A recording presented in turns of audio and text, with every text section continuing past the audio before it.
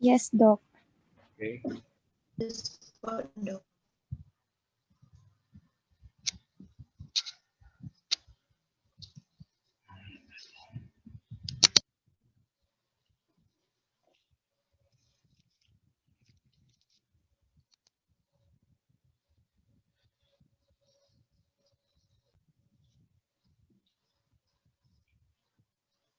So, good afternoon.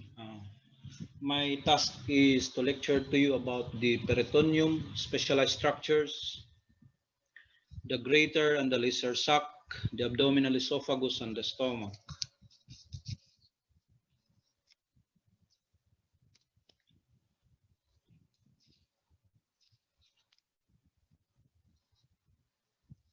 The peritoneum is a thin serous membrane that lines the walls of the abdominal and pelvic cavities, and it covers the viscera. This is the peritoneum. So it's made up of simple squamous epithelium or mesothelium. So there are two types of peritoneum, the parietal peritoneum. This lines the wall of the abdominal and pelvic cavities, and the visceral peritoneum. This covers the internal organs. So the peritoneal cavity is the potential space between the parietal and the visceral peritoneum. If this is the parietal peritoneum covering the anterior abdominal wall, and the visceral peritoneum covering the internal organs, the space between is the peritoneal cavity. This is the peritoneal cavity. The extraperitoneal tissue is a layer of connective tissue between the parietal peritoneum and the fascial lining of the abdominal and pelvic walls.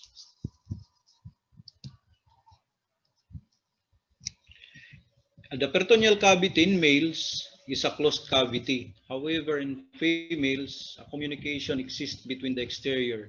This is through the fallopian tube, the uterus, and the vagina.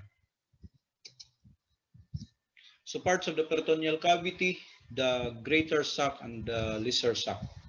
So the greater sac is the main compartment, and it extends from the diaphragm down to the pelvis. So this is the greater sac from the diaphragm above anterior abdominal wall down to the pelvis and in the posterior abdominal wall, then up to the diaphragm. While the lesser sac is the smaller cavity, and it lies behind the stomach. This is the lesser sac. So it starts from the diaphragm, also behind the liver. This is the Lysermentum. It is found behind the Lysermentum, the stomach. This is the sagittal view of the body. So it is found, the lesser sac is found between the omentum. So this is the greater omentum and up. This is the greater sac outside. This is the lesser sac.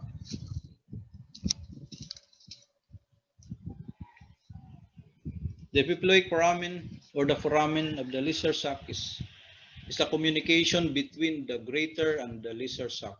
This is an oval window. So if this is the opening, the epiploic foramen or the foramen of Winslow, to the right of that is the greater sac, and to the left of the opening forms the lesser sac. So itong arrow from the greater sac going to the lesser sac.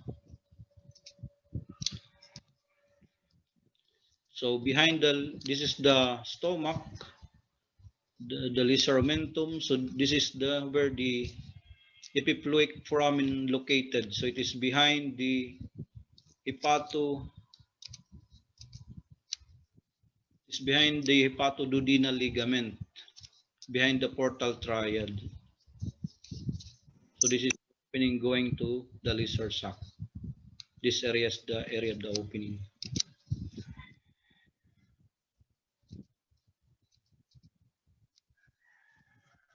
The intraperitoneal and retroperitoneal, these are used to describe the relationship of various organs to their peritoneal cavity. Peritoneal covering. Intraperitoneal means that the organ is totally covered with visceral peritoneum. Retroperitoneal means that the organ lies behind the peritoneum so that the organ is partially covered with visceral peritoneum. So example of retroperitoneal organs are the pancreas, the ascending colon, and the descending colon. So this is the pancreas. So it is situated behind the peritoneum. This is the area of the ascending colon. So the ascending colon is covered only on the anterior and lateral part. So it is a retroperitoneal organ as well as the descending colon. So this is the area of the descending colon.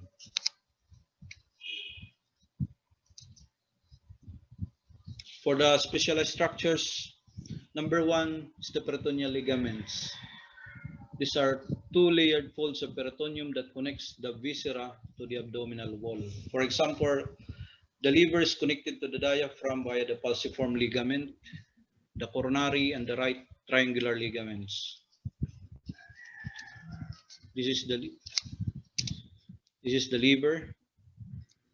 So this is the falciform ligament, two-layered fold of peritoneum connecting the liver to the diaphragm and to the anterior abdominal wall. So this is the triangular ligament, the right triangular ligament, and the left triangular ligament. These are the two coronary ligaments. Ito, the right triangular ligament, coronary ligaments.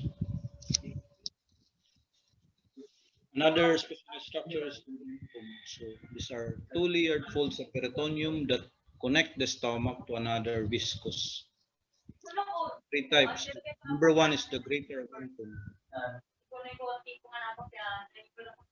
Disconnect the greater curvature of the stomach to the transverse colon. The greater momentum hangs down like an apron in front of coils of small intestine, hold it back on itself to be attached.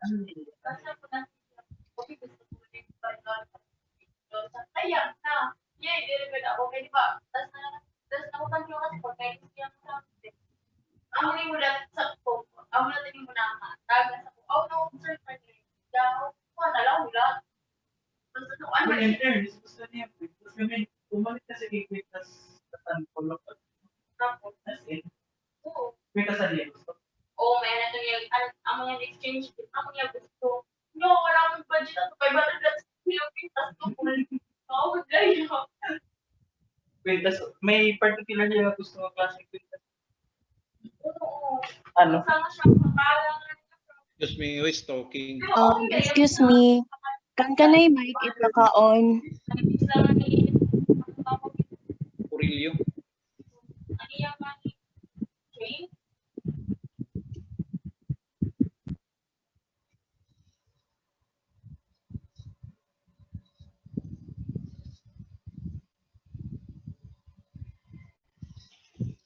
Okay, can we proceed?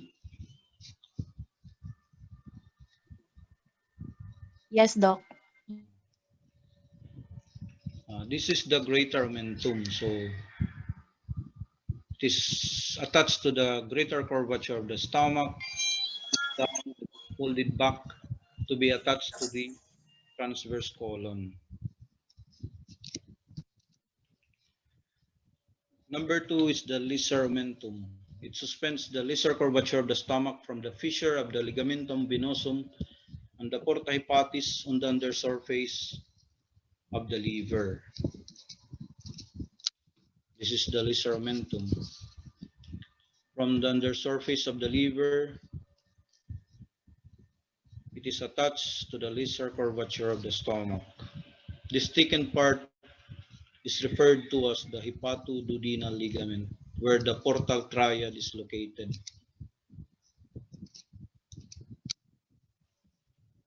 The third is the Gastroclinic Momentum. This connects the stomach to the hilum of the spleen. So So in the sagittal view, this is the greater omentum, and this is the lesser omentum. The function of the greater omentum, it adheres to peritoneal surface or focus of infection and it trap it. Intraperitoneal infection are sealed off and remain localized. So the greater omentum is referred to as the abdominal policeman. The margins are free and it moves in response to peristaltic movements.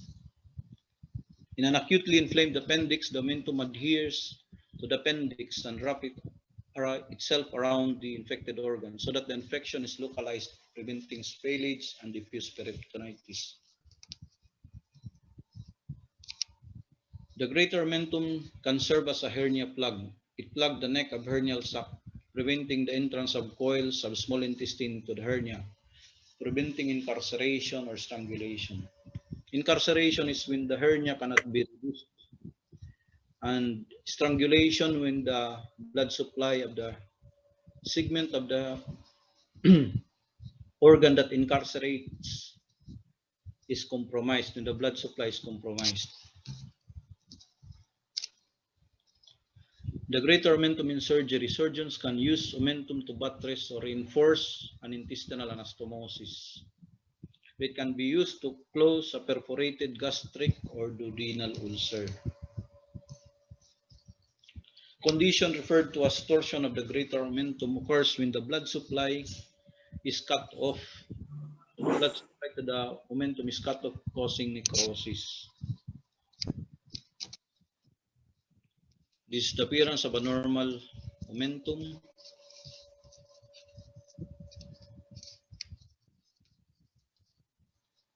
This is the omentum that wrapped around an inflamed appendix. This omentum adheres and close a perforated gastric or duodenal ulcer. The Lyser sac extends upward as far as the diaphragm and downward between the layers of the greater omentum. So it lies behind the stomach and the lesser omentum. The left margin of the sac is formed by the spleen and the gastrosplenic omentum and the splenic-renal ligaments, while the right margin of the sac opens into the greater sac through the opening of the Lyser sac or the epiploic foramen. Again, this is the lesser omentum. Lesser omentum, the Lyser sac.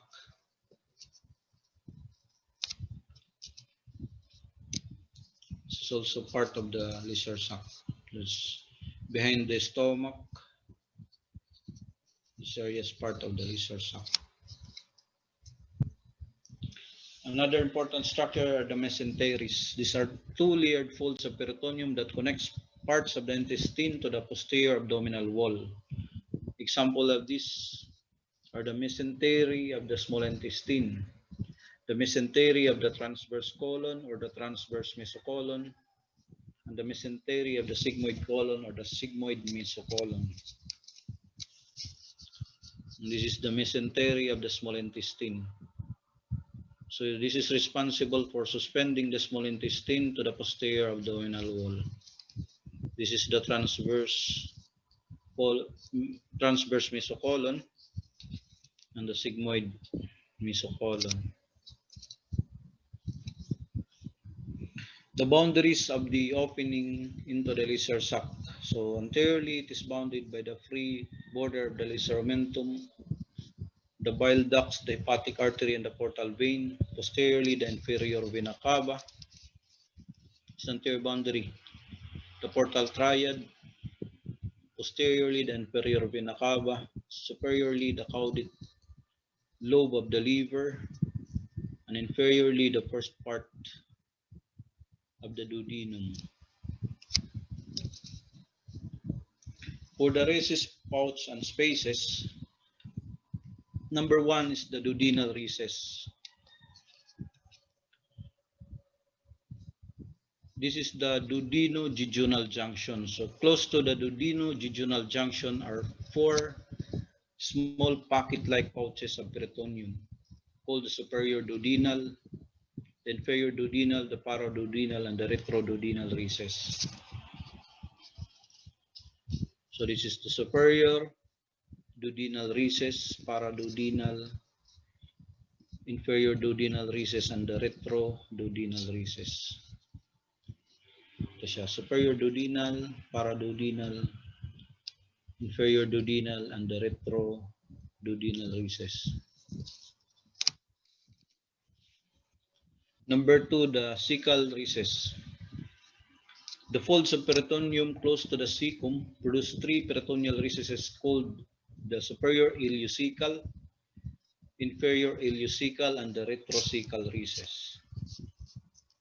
This is the superior ileocecal, inferior ileocecal, and the retrocecal recess. The third, the intersigmoid recess, situated at the apex of the inverted V-shaped root of sigmoid mesocolon, is the intersigmoid recess. So the mouth open downwards, parang ganyan siya. The clinical significance of this recess and pouches is the risk for internal abdominal herniation. Loop of intestine may enter a peritoneal pouch or recess and become strangulated, incarcerated, and strangulated. So for the subphrenic spaces, the first one is subphrenic space. The right and the left anterior subphrenic spaces lie between the diaphragm and the liver on each side of the falciform ligament.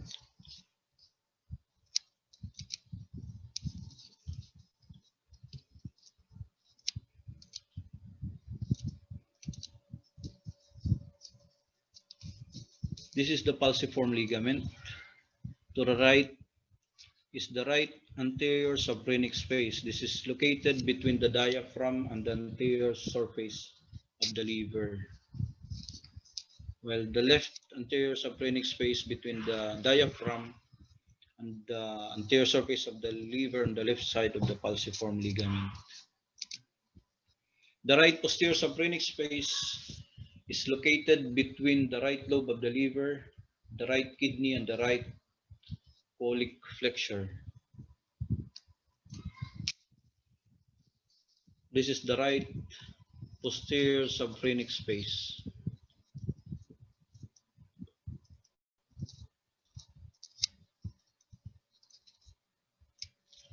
The right extraperitoneal space is found between the layers of the coronary ligament and is situated between the liver and the diaphragm. This is the right extraperitoneal space. This area. So it is found between the coronary ligaments. So this area of the liver is devoid of peritoneal covering, and this is referred to as the bare area of the liver. Number 4, the palacolic gutters. These lie on each side of the lateral and medial sides of the ascending and descending colons. This is the right lateral paracolic gutter, the left lateral paracolic gutter.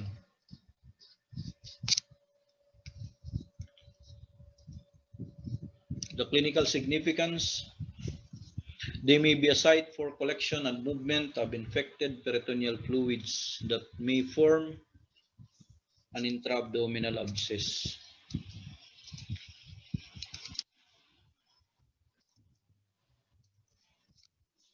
The nerve supply to the peritoneum.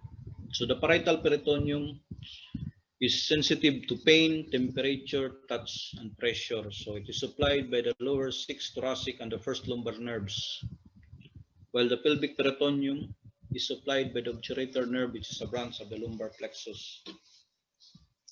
The visceral peritoneum is sensitive only to stretch and tearing, and it is not sensitive to touch, pressure, or temperature. It is supplied by the autonomic afferent nerves that supply the viscera and are traveling in the mesenteries.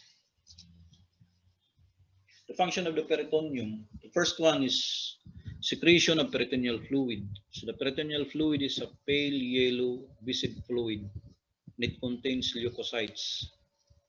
It's secreted by the peritoneum, and it ensures that the mobile viscera glide on one another. So constant intraperitoneal movement of fluid toward the diaphragm is continuous, and the fluid is absorbed into the subperitoneal lymphatic capillaries.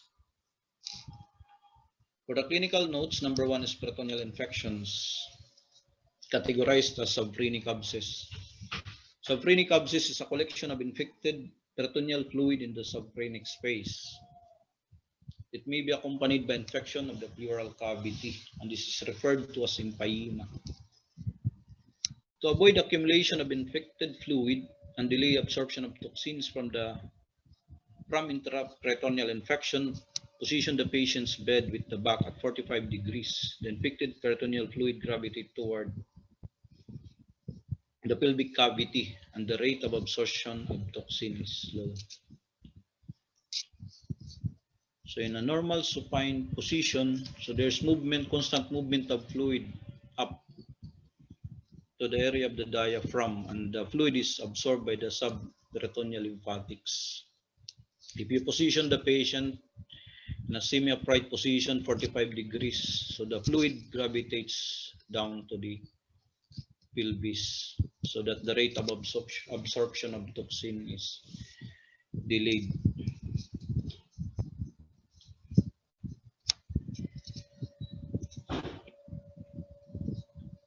An inflamed parietal peritoneum is extremely sensitive to stretching. So if pressure is applied to the abdominal wall and the pressure is then removed suddenly, the abdominal wall rebounds, resulting in extreme local pain. So this is referred to as rebound tenderness.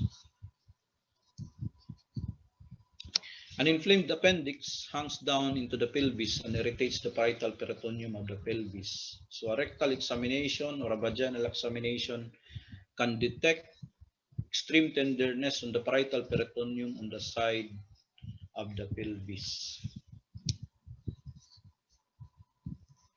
In peritoneal dialysis, the peritoneum is used as semi-permeable membrane to remove waste products of metabolism.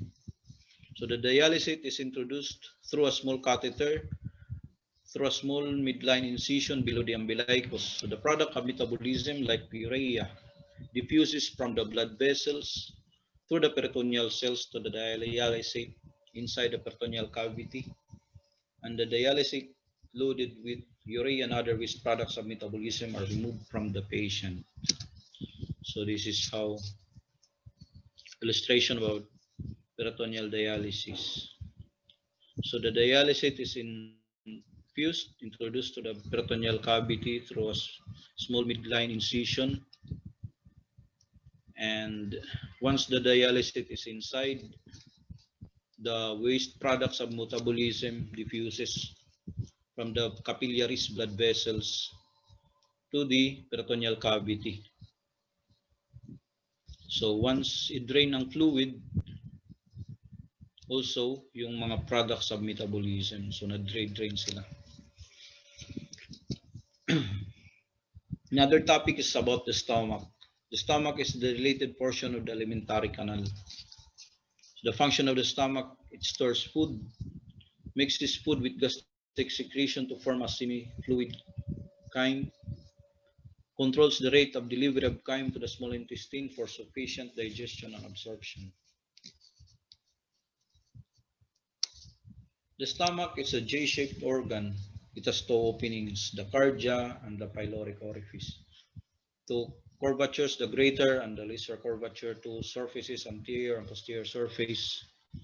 It is relatively fixed at both ends. So this is the stomach. It has a cardia, cardiac orifice, the fundus, a body, and the pyloric antrum and the pylorus. This is the lesser curvature, the greater curvature. So this is the angular nuts or the incisura angularis. So it is a boundary between the body and the pyloric antrum. The stomach is divided into the following parts. The fundus. The fundus is dome-shaped and projects upward and to the left of the cardia, while the body extends from the level of the cardia to the level of the caesura angularis. The incisura angularis is a constant notch in the lower part of the lesser curvature, while the pyloric antum extends from the incisura angularis to the pylorus. The pylorus is the most tubular part of the stomach.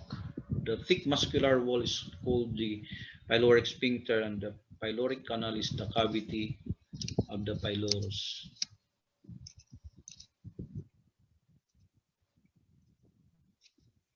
The lesser curvature forms the right border of the stomach and extends from the cardia to the pylorus.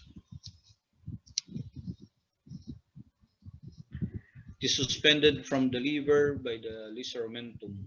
The greater curvature is much longer than the lesser curvature, and it extends from the left of the cardia over the dome of the fundus along the left border of the stomach to the pylorus. This is the lesser curvature. Again, the greater curvature. The cardiac orifice is where the esophagus enters the stomach. This is the cardiac orifice.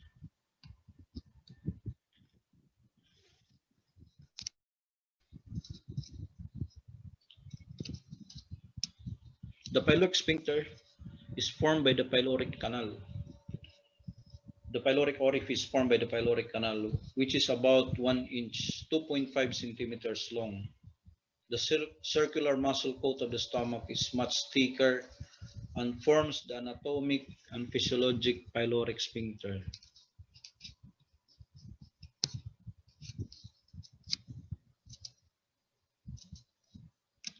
Function of the pyloric sphincter: number 1, it controls the outflow of gastric content into the duodenum. It receives motor fibers from the sympathetic and inhibitory fibers from the vagus. The mucous membrane of the stomach is thick and vascular and form numerous folds or rugae. And this is the mucous membrane of the stomach thrown into folds or rugae. The muscular wall of the stomach contains longitudinal fibers, circular and oblique fibers. This is the muscular wall of the stomach with the circular fibers, longitudinal, and the oblique fibers, the innermost oblique. The peritoneum completely surrounds the stomach. It leaves the lesser curvature as the lysermentum and the greater curvature as the gastroclinic momentum and the greater omentum.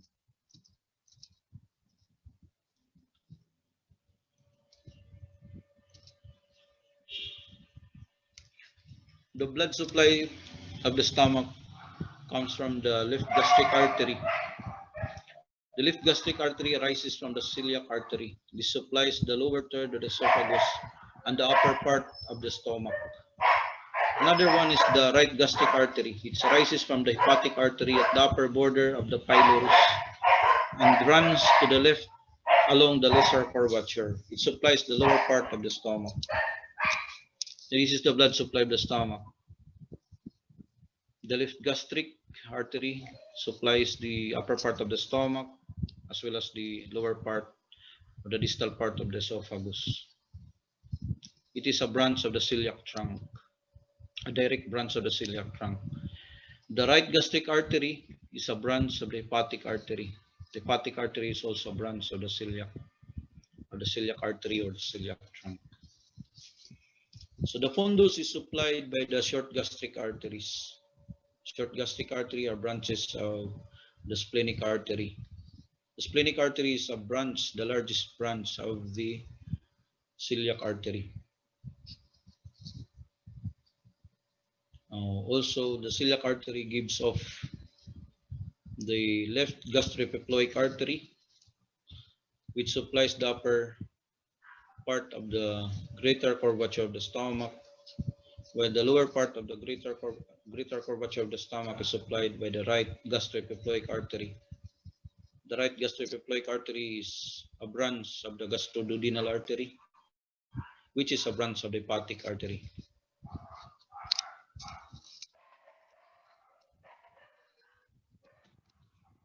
The vein drains into the portal circulation. So the left and the right gastric vein drain directly into the portal vein, while the short gastric vein and the left gastroepiploic vein drains to the splenic vein, while the right gastroepiploic vein joins the superior mesenteric vein. So the lymphatic drainage follow the arteries into the right and the left gastric nodes, the left and the right gastroepiploic nodes, and the short gastric nodes. The nerve supply includes the sympathetic fibers derived from the celiac plexus and the parasympathetic fibers from the right and the left vagus nerves. The enterovigal trunk is formed in the thorax from the left vagus nerve. It enters the abdomen on the anterior surface of the esophagus. The trunk divides into branches that supply the anterior surface of the stomach. So the anterior vagal trunk is derived from the left vagus nerve. The posterior vagal trunk is formed in the thorax from the right vagus nerve. It enters the abdomen on the posterior surface of the esophagus. The trunk divides into branches that supply mainly the posterior surface of the stomach.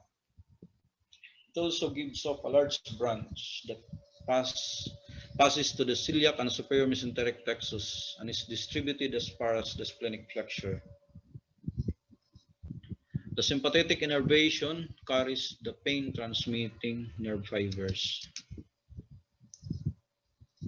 Another topic is about the esophagus. The esophagus is a muscular tube, which is about 10 inches, 25 centimeters long, and joins the pharynx to the stomach. The greater part lies within the thorax. It enters the abdomen through an opening in the right crus of the diaphragm. After 0.5 inch or 1.5 centimeters, it enters the stomach on its right side. Anterior relation of the esophagus is the posterior surface of the left lobe of the liver, the left vagus, posteriorly the left cross of the diaphragm, the right vagus. The blood supply to the abdominal portion of the esophagus arises from the branches of the left gastric artery, while the veins drains to the left gastric vein, which drain to the portal vein. The lymphatic drainage goes to the left gastric nodes. Nerve supply from the anterior and posterior vagus nerves, sympathetic branch from the thoracic part of the sympathetic trunk. The abdominal part of the esophagus is supplied by the left gastric artery.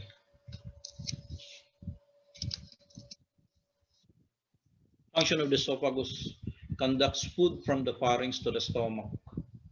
So the wave-like contractions of the muscular coat or peristalsis propel the food forward. The gastroesophageal sphincter, so it is not an atomic sphincter at the lower end of the esophagus. The circular layer of smooth muscle in this region serves as a physiologic sphincter. As the food descends through the esophagus, relaxation of the muscle at the lower end occur ahead of the peristaltic wave so that the food enters the stomach.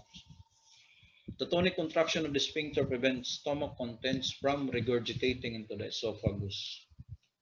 So the closure of the sphincter is under vagal control. So it can be augmented by the hormone gastrin.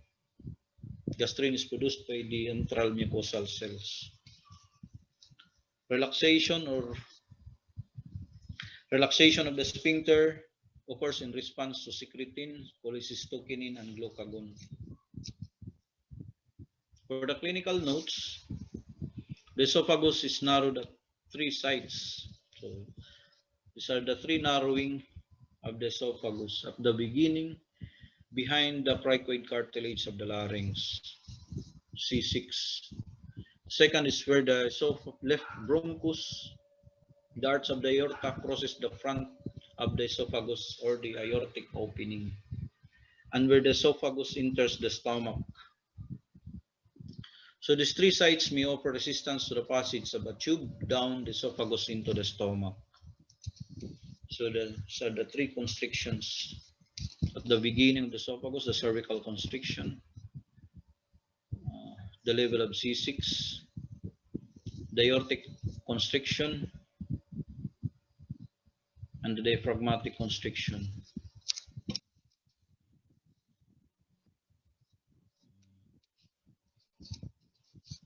So the three constrictions: cervical, aortic, bronchoaortic constriction, and the diaphragmatic.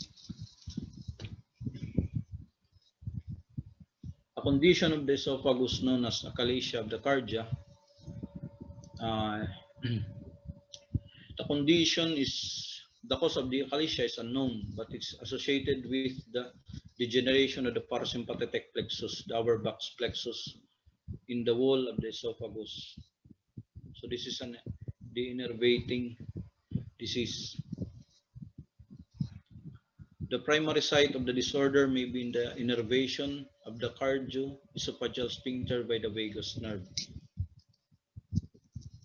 Dysphagia and regurgitation are common symptoms that may later accompanied by proximal dilatation and distal narrowing of the esophagus. This is the appearance of a normal esophagus. In achalasia, the lower or the distal end of the esophagus is constricted, and while the thoracic part of the esophagus, because of the obstruction or constriction, become dilated. So dilated thoracic esophagus, constricted or narrowed distal esophagus.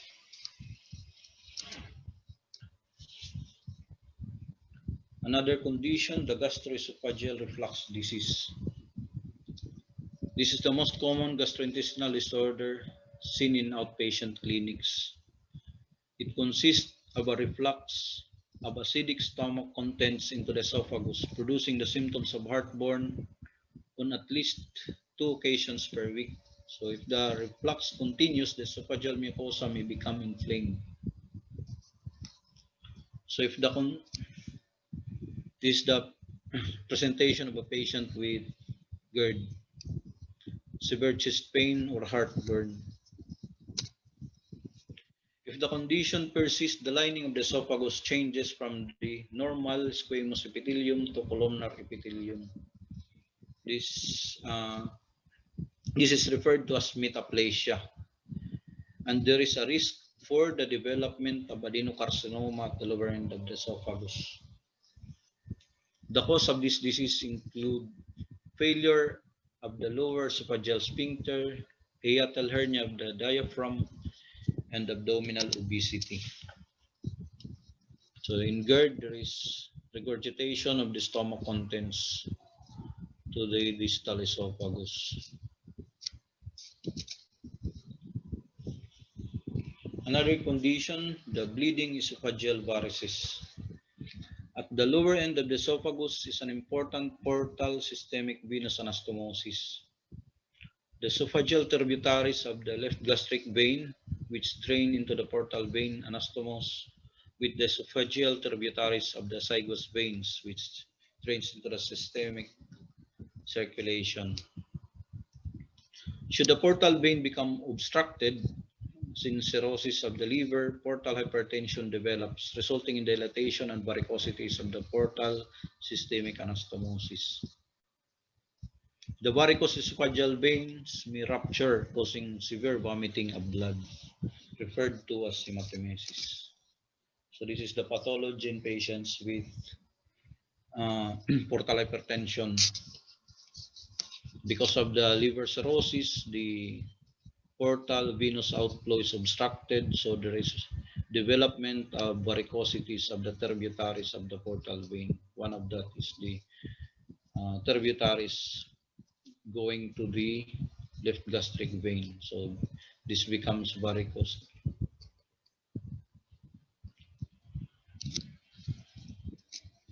So this is the appearance of a bleeding esophageal varices on endoscopy.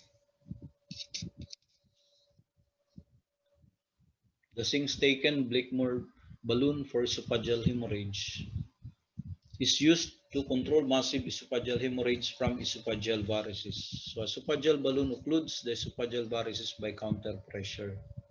So the tube is inserted through the nose or by oral route. So the lubricated tube is passed down into the stomach and the gastric balloon is inflated. So this is the mechanism of the balloon tamponade. So the tube is inserted through the nostrils to the esophagus. Once in place, partly to the stomach, into the lower part of the esophagus, the balloon is inflated. So this balloon will occlude the bleeding esophageal varices. So the bleeding will stop. Complication is difficult in passing the tube through the nose. So damage to the esophagus or esophageal perforation from overinflation of the esophageal tube. Pressure on the neighboring mediastinal structures as the esophagus is expanded by the balloon within its lumen. So persistent hiccups caused by irritation of the diaphragm by the distended esophagus and irritation of the stomach by blood. For the clinical notes of the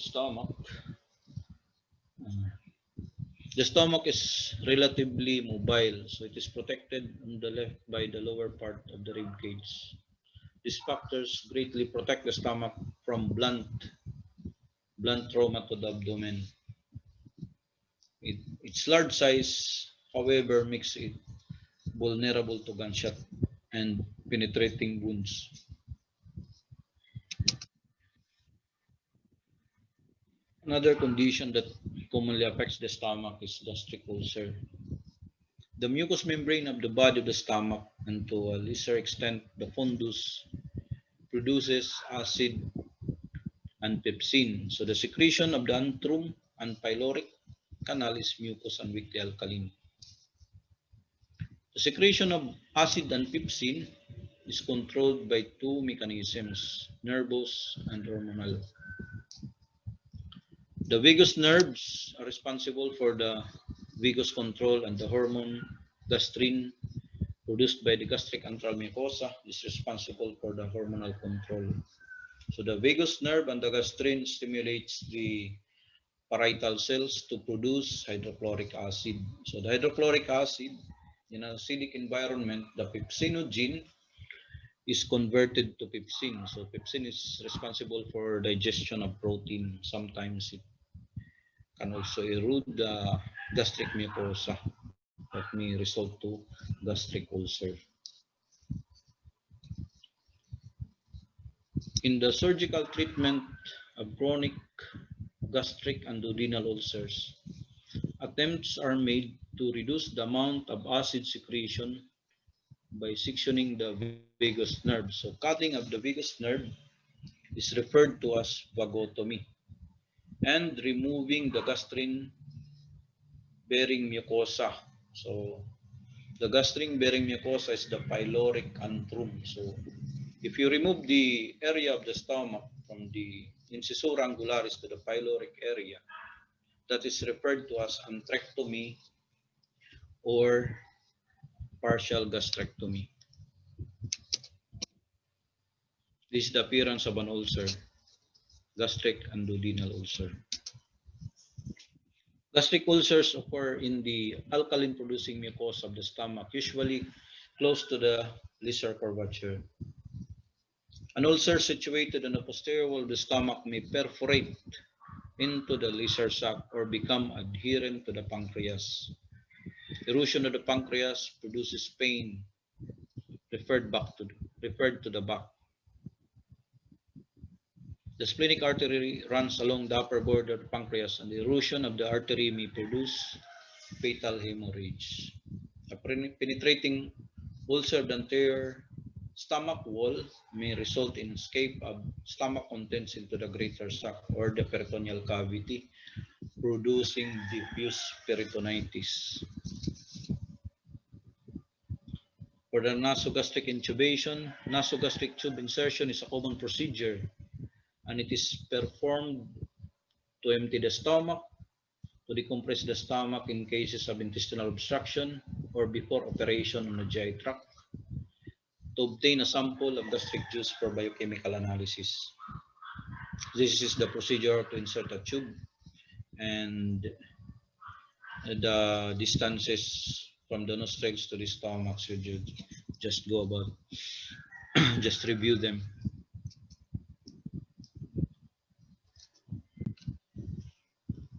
So these are the anatomic structures that may impede the passage of a nasogastric tube. So the deviated nasal septum makes the passage of the tube difficult on the narrower side. And the three sides of esophageal narrowing may offer resistance to the nasogastric tube. Complications: the NGT may enter the larynx instead of the esophagus. So the presentation of these patients, they may present with coughing, sometimes dyspnea. Rough insertion of the tube into the nose will cause nasal bleeding from mucous membrane. So nasal bleeding is one complication.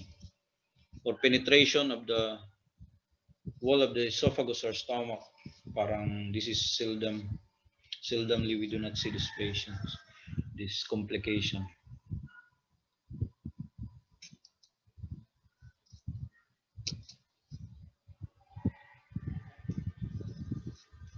Gastric pain, the sensation of pain in the stomach is caused by stretching or spasmodic contraction of the smooth muscles in its walls, and is referred to the epigastrium. It is believed that pain transmitting fibers leave the stomach with the sympathetic nerves. They pass through the celiac ganglia and reach the spinal cord via the greater splanchnic nerves. This illustration is where the pain is felt when a specific organ is involved. For example, in a patient with an appendicitis, so the pain is first felt or experienced in the periumbilical area, and later the pain localizes to the right lower quadrant area where the appendix is located. So for the gallbladder, the pain may be experienced on the right subcostal area. Patients with gallstones or gallbladder disease, the pain is felt in the right subcostal area, or it may be referred to the right shoulder or to the right infrascapular area, to the back. So for patients with stomach pathology, gastric ulcer, pwedeng ma-experience ang pain sa left subcostal area or the lower part of the chest. And patients with renal pathology or renal diseases, the pain may be experienced on the flank, right or left flank.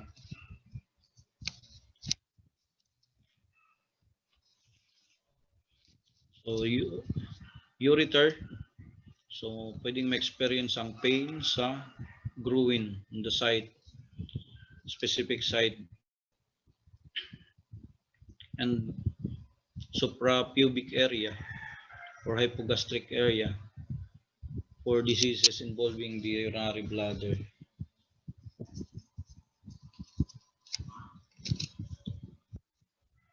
Another condition that may affect the stomach is malignancy, stomach malignancy, or cancer of the stomach.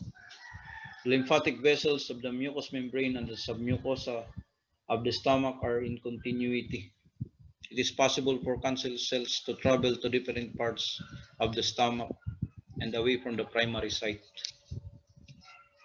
Cancer cells often pass through or bypass the local lymph nodes and are held up in the regional nodes.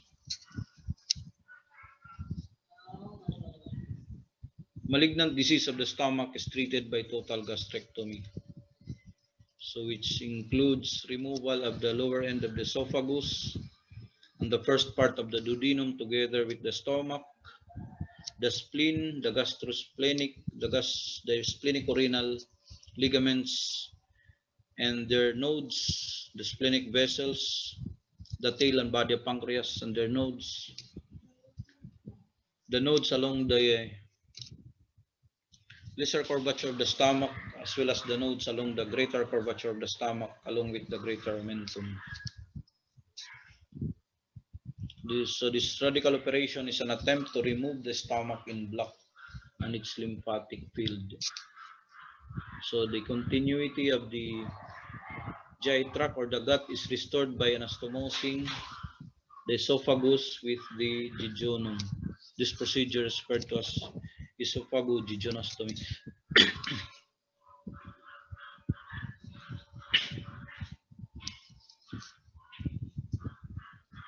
These are the symptoms of patients with gastric tumors, stomach pain, bloating, persistent nausea, vomiting, sometimes melena, vomiting of blood.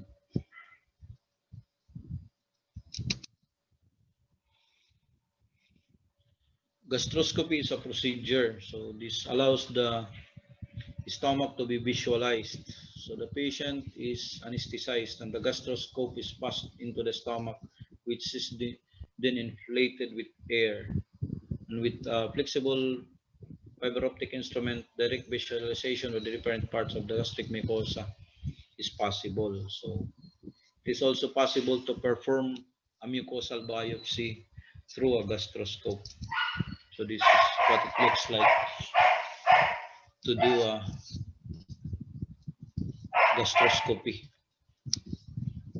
So the scope is inserted to the mouth. The patient is anesthetized. This will allow visualization from the esophagus down to the stomach and sometimes to the first part of the duodenum. So that ends my lecture.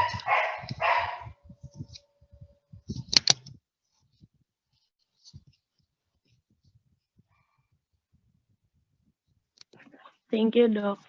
Do you have questions? Wait. Wala na po. Paano pag-exit? Dali.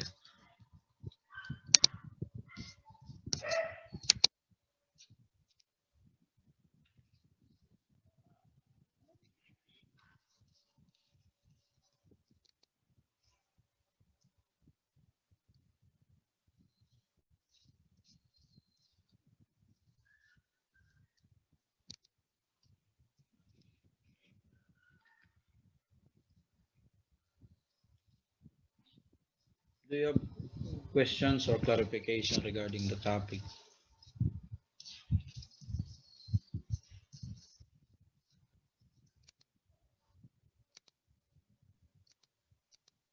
Wala na po.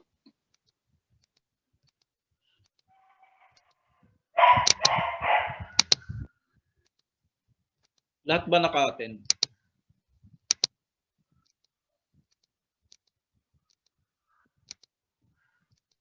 Um,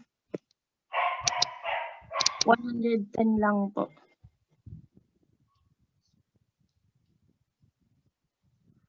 Ilan ang participants? 111 lahat. Kasama na po kayo dun. Okay.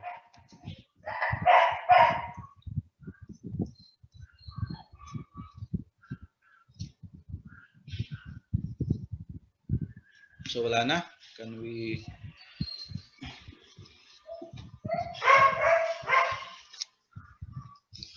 Walang question, Mas Lisa?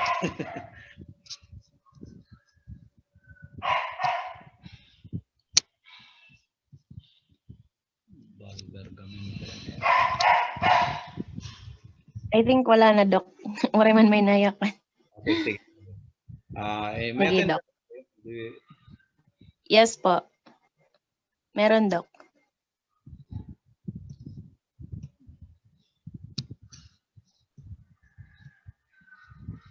Kailan ang next topic ko? I think it's about the rectum and the perineum. Tatanungin ko pa po muna si Doc Gasco. Okay, sige. Anyway, Sige po, Doc. questions. Thank you.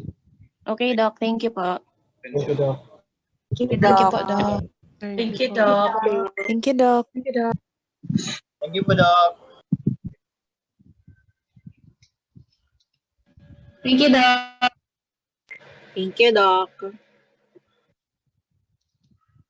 Thank you, Doc. Okay. Thank you, Doc. Thank you.